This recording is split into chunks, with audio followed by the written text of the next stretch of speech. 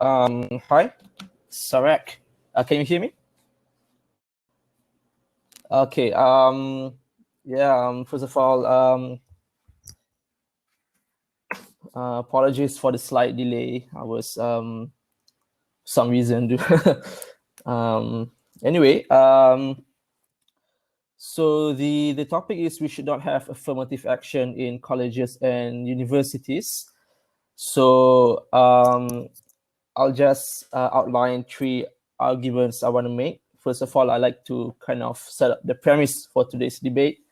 I believe that this topic concerns not just colleges and universities in America, but it's something that I want to define as something a global. It's a global scale kind of thing. It is something that concerns many other countries in the world.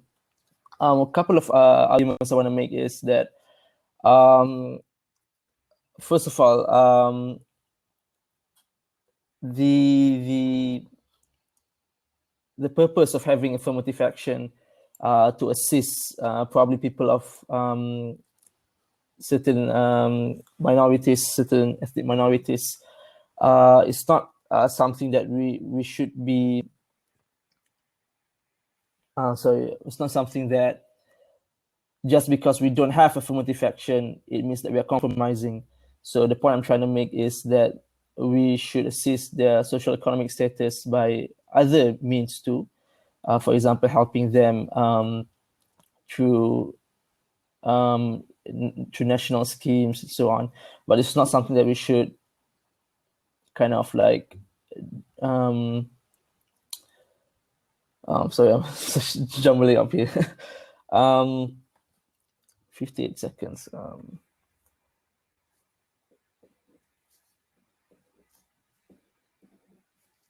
So yeah, just to wrap up this this round here. So yeah, I'll kind of go jumble up myself. So the main thing is that the premise I want to scope this debate onto is not just universities and colleges in America, but it's something that is something that it's a global thing, I guess. That's what I'm trying to say.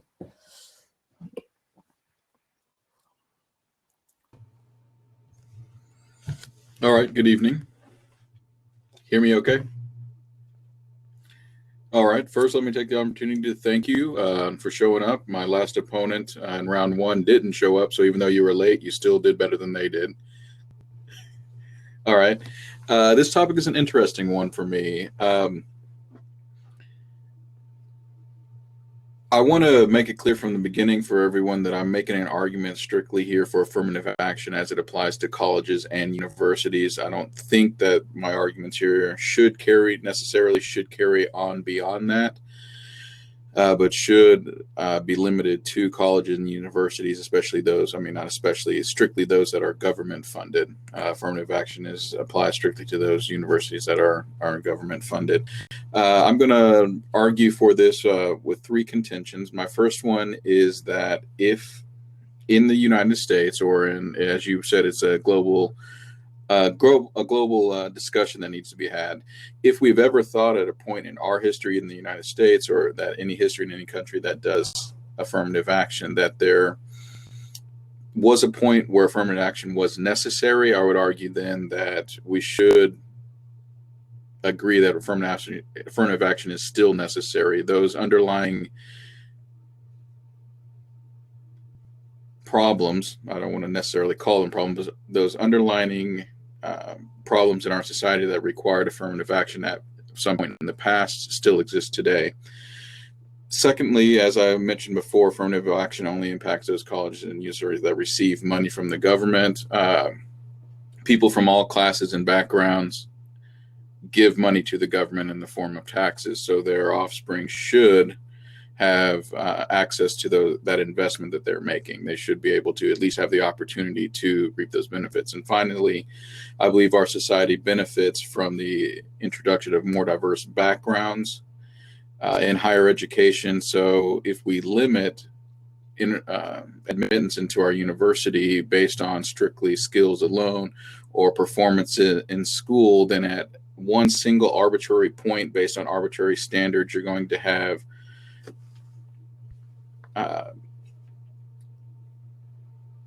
taken away a benefit of having all those diverse backgrounds, all that diverse cultural experience that'll lead to greater innovation. So it's better for us as a country to have a broader, more diverse students in our university than it is to have strictly high-performing students of one or several certain classes. I'll get back to your points, and I'll let you I'll make them more since I'm running out. All right? I guess it'll pass automatically in a second. Right. Okay. Yeah, thank you for your arguments. So I guess I'll move on to some points which I was supposed to make in the first round, but for some reason my mind's a mess at the start of this debate.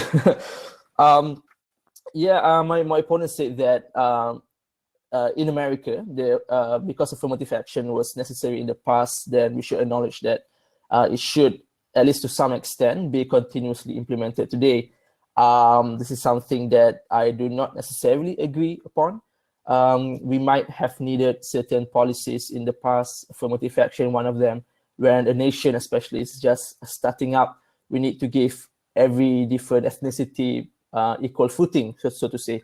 But to say that we need to continuously implement such policy, especially in this day and age, where everyone has to compete globally, no matter your race, your gender, it's something which I find problematic, particularly because it's really, today I don't feel that there is much weight when certain people say that you need to give more privileges to us because we've been historically been put aside.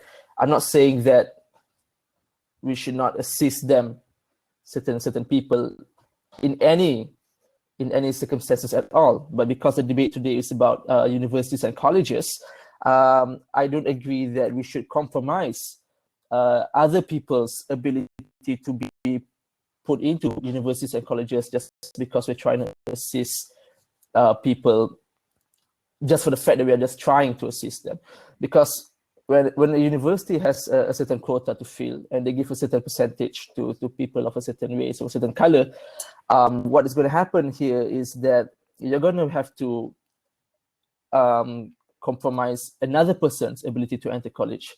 For example, person A was perfectly qualified to enter college, but he wasn't able to be put in just because he was, in this example, a white person. So I believe that our concern or our ability to assist ethnic minorities should not compromise our ability to assist people who are of probably an ethnic majority, or people who are equally qualified to enter that college or university. And my opponent's argument about trying to introduce a more diverse backgrounds is something which I feel why is there a need, in fact, to introduce more diverse backgrounds in universities? I feel that probably is going to outline in the next round to come. Anyway, I'll pass the mic. All right. So I'm going to touch first on your contention here, and then I'll defend mine. Here, as I understood it, you said that it seems that affirmative action in giving one individual from a certain background an opportunity, you're going to compromise the opportunity of another background of a more affluent or more what's the opposite of this? A more privileged group. Now, I would say that I don't think that is first a real issue. For one, in the cases where ethnic background becomes a problem in letting someone in, then the person you used in your example, say a white male who qualifies to go to college, but then his spot was taken at a very specific university because they were trying to meet a certain quota. It is not to say that person's individual's opportunities in school are limited now. They may not be able to attend that particular school at that particular year in that particular moment. But given that they are already qualified to attend that school, then they are most likely qualified to attend any number of universities and colleges, both in their area and out of state. So it may be a little more inconvenient but if they are of a more privileged class, then it's going to be less of an inconvenience for that individual than it would be for someone from a low income class or a discriminated group. So that would be my response to saying that affirmative action in some way compromises the ability of another to get an education. I would say that compromise is overstated. Now, to defend my argument that continuous implementation of affirmative action isn't needed, I would say that we can even look at the events here in the United States over the past month. I mean, for the racism, the socioeconomic discrimination, I mean, those are clear things that still exist here in the United States. So if we base affirmative action on just those two alone, then those qualifications or those actions should still exist in the university level. And finally, you mentioned, I'll come back to your argument against a more diverse background. I'll touch on that in a full 3-minute rebuttal. Okay, thank you. Yeah, so basically we're coming back to the point of how are you going to compromise someone's education if he was a white person or if he was an ethnic majority and you are not giving him a spot because you're giving a spot to someone else who comes from an ethnic minority. So first of all, I want to give two arguments about this, right? Firstly, is that person's education going to be compromised? I would say yes. He decides to go to a particular university. The decision, in fact, to go to a particular university is something which tertiary students, people who just graduated from high school, it's a decision that they take a lot of time to come at. They kind of like balance a lot of factors, a lot of decisions like what course is good to take at the university, what's the distance between the university and my house, and then when the university finally comes up with the decision of whether to take that student or not, and he finds out that the only decision really was because he was coming from an ethnic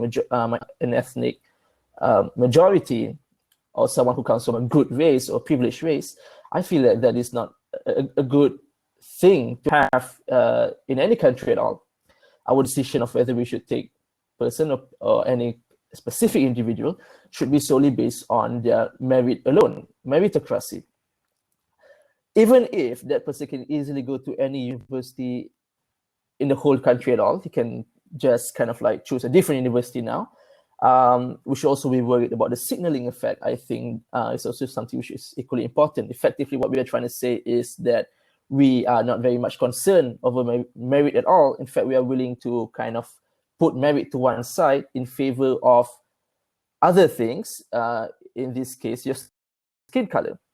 For some academic areas, this can be extremely problematic, I think, especially maybe in the science and technology fields, where it is our interest to get the very best minds, the very best people who are able to solve problems, especially future problems well.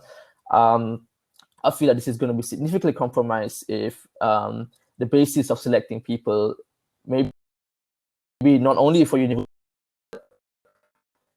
if we extend that, and probably our community, our society is going to extend that to even things like jobs and selecting people for interviews, is going to be problematic when we don't choose people because of merit.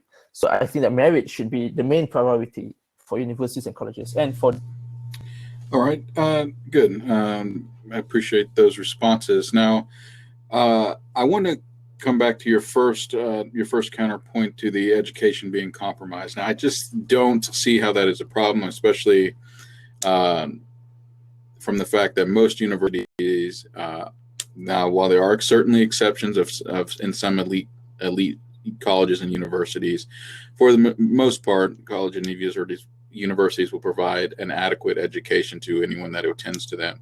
So just to say that a person doesn't get to go to a particular school that they want to does not necessarily mean that their education and its quality is compromised. It may be compromised in their convenience, but that's not the same thing.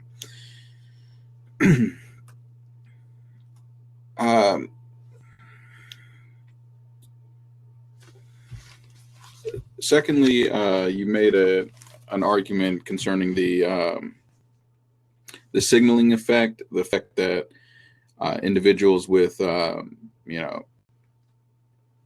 I just want to read a quote for you. All right, this is from Lyndon B. Johnson. It says, "You do not take a person who for years has been hobbled by change and liberate him, bring him up to the starting line of a race, and then say, 'You are free to compete with all the others,' and still justly believe that you've been completely fair. Thus, it is not just enough to open the gates of opportunity. All our citizens must have the ability to walk through those gates." Now, when I read this quote, I think about the application to applying for school is those that start of that race. Okay, so if you have someone who, based on their race or their culture or where they live, has been hobbled, maybe it's the school is not as, it's in a poor neighborhood, the school is poor, the education is poor. If we recognize that that person is going to have difficulties, and then we just say, okay, now going into college, you've done the best you can. You've had these chains on you. We're going to take these chains and help you compete to everyone else is out there, every person who hasn't had to deal with those problems, that has the better schools. Well, it seems to me that we know going in that they're not going to perform as well on whatever criteria they have. And just to a quick while I have just a few minutes, I mean, when we're determining among those things, actually, I'll get back to this one. All right, I'll pass the mic back to you. Yeah. So my opponent kind of makes this. You kind of make this a point about how we are bypassing actual problems, and kind of like, if we want to bring everyone to the start of the race, get them all to compete properly, we should be able to put affirmative action so that everyone can have an equal footing. So this is actually something which I want to disagree on, right? So if you are really interested in solving the actual problems of why there is problems within different ethnicities, different races, then the problem stems from something which is even more fundamental. Maybe the problems of the difference between socioeconomic status, for example, is something that we should look into.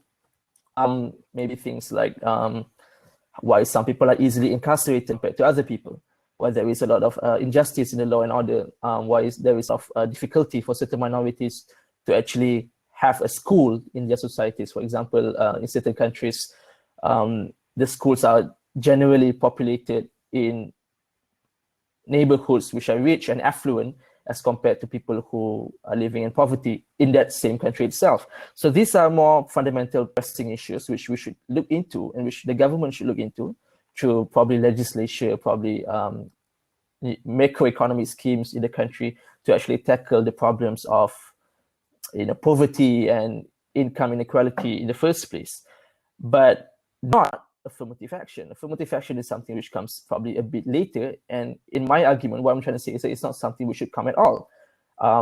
That's the first reason. One reason is because I think my opponent, you stated that we know they are not going to perform well, but we are going to put them in anyway. So essentially, that is a problem. If we already know that people are not going to be able to compete well, but we're still putting them into that same bubble, maybe I can say, then it's going to create problems. Number one, the people who were not given entry because of the qualifications or because of their skin color are not going to have to work twice as hard just to get to that same footing, even when they do work twice as hard, because there's already this effect, this signaling effect created in the society, in the country, that we have certain percentage to give to people who are of this skin color. It's going to affect both groups. The people from ethnic majorities are just going to think that, these people just got in not because of their meritocracy, not because of their academic performance, but just because of their skin color. Equally, on the other side, the people of certain skin colors are going to think that, we just got in not because of any qualifications on our part.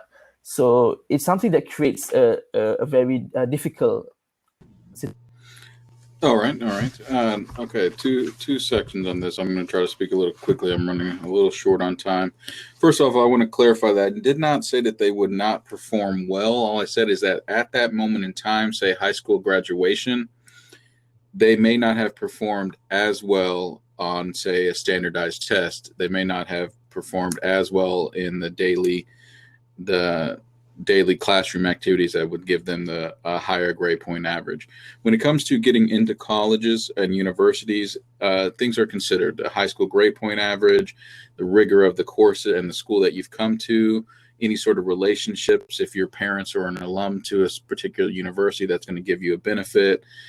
Quality of any sort of essay that you write, any sort of personal achievement you've done, any sort of leadership service. Now, after all that, if all that were equal between two different candidates, we'll then start looking at where a certain candidate might have come from a socially economic disadvantaged community. They might be an underrepresented ethnic or minority group. So in that case, you have all these other things being equal. Then if those things are equal, the high school grade point average, how they perform on their essay and the quality, if those things are equal, and this person has come from an underprivileged group, then that person has performed better overall than the same person, even though the scores, if you looked at strict scores, are the same. So they have overcome more obstacles. So I'm saying, to say that they would not perform well, I'm saying they performed as well or nearly as well, even though they've had so many obstacles to overcome. Now, you talked about that we shouldn't focus on affirmative action at the education level, that we should solve the fundamental problems that are causing these gaps to begin with. And I wholeheartedly agree with you. If we were able to solve and remove all these gaps, then we wouldn't have underprivileged or disadvantaged students. But the thing is, no matter if we've been working on it for 10 decades, if we work on it for 10 decades more, if we still have to keep working on it, then that means that those problems are not solved. And if those problems are not solved, then we most certainly need some form that allows those groups to have access to education, to allow those members of those communities to come back and help raise this community. Because again, I said that those problems are not solved. They are not solved today. They're not going to be solved in 10 years. They're not going to be solved in 20 years. So affirmative action is going to need to be around, just as it needed to be around 20 years ago when those problems were clearly not solved. Yes, I agree 100% that we should be working towards solving the intrinsic problems, the problems that underlie all the disadvantages, but those aren't solved yet. Thank you to my opponent. I'll just probably say thank you for having this debate with me. It's my first debate for this tournament, since for me too, my opponent was unable to make it for the first round. So yeah, thank you beforehand. Anyway, to sum up my part of this debate, I'm just going to touch on the two final points made. So essentially, what I feel that you're saying is that when we are choosing people, they already have the same qualifications anyway. So in a sense, it sounds to me that people are already equal. People already have this person A and person B already have the same qualifications.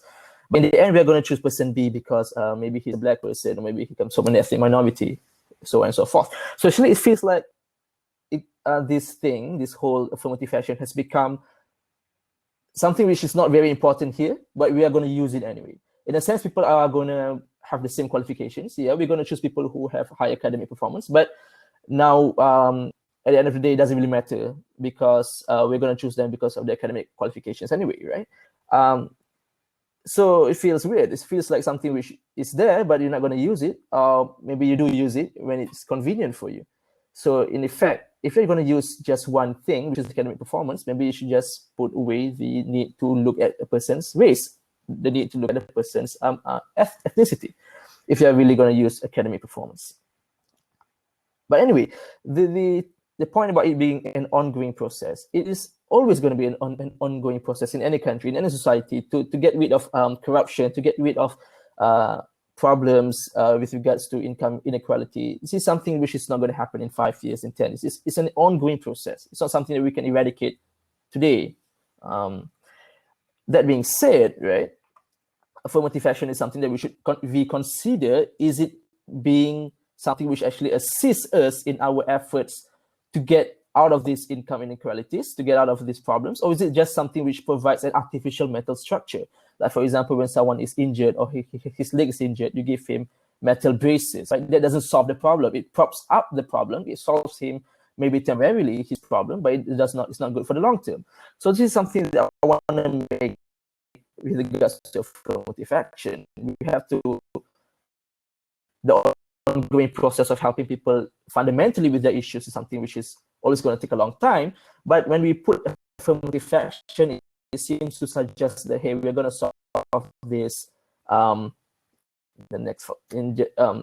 the short term, and it's necessarily something which benefits people. As I've said in the previous rounds, even people who come from ethnic minorities probably feel a bit left out because they were assisted. They feel that they were assisted because of their skin color, not of their academic performance. So it says. All right. Yeah, let me just close out here. I personally think that we as a society would be naive to ignore the disadvantages that certain students have to overcome and have to suffer through in order to perform and get even to the point where they are eligible to apply to college or universities. I mean, we forget that these students, these children, did not choose where they're going to grow up. They did not choose their family. They did not have any option to decide that they want to be upper class white male in order to have a privileged education, or that they wanted to be any other group. I mean, no one would choose to be in a disadvantaged group, I would say. So given that they didn't have a choice, and yet they've done well enough in order to be even considered for universities and colleges, to then take that underprivileged group and then compare them to a privileged group and say, well, they didn't score as high as this privileged group on these few metrics, say grade point average or the SAT or whatever, then they shouldn't have an opportunity to attend the same school or to go to this school that has this presser program, because some person from the privileged group then wouldn't get to go. Even if that were the case, that it had to be where the one person would not have an opportunity to receive that education, it seems to me that even if they got to the point where they were qualified enough to attempt to attend school, they should be given the opportunity to excel, because they've already gone so much more than the privileged group has to get to the same place. That imagine if they were put into an environment where those disadvantages were no longer there or were minimized, they would have excelled even further. And I like the example that you used of the metal braces, because why do we put metal braces on someone who has injured legs? We put them on there to support them and help them to compete with their peers until they can solve the underlying problem. If we think of the person that's wearing the metal braces as a group, or the children of a specific underprivileged group, the metal braces is the affirmative action that raises them up and allows them to continue to overcome the challenges that they face and to be competitive. If we take those braces away, what happens to the man who needs them in order to compete? He can't compete. He'll fall. He won't be able to keep up with even the lowest performing of the privileged class. By giving him the braces, you allow that individual to compete. So to me, it just seems that if we can recognize that people come from different backgrounds and that certain backgrounds are more disadvantaged than others, then we are obligated to give those an opportunity. And the best way that we have to do that is through affirmative action.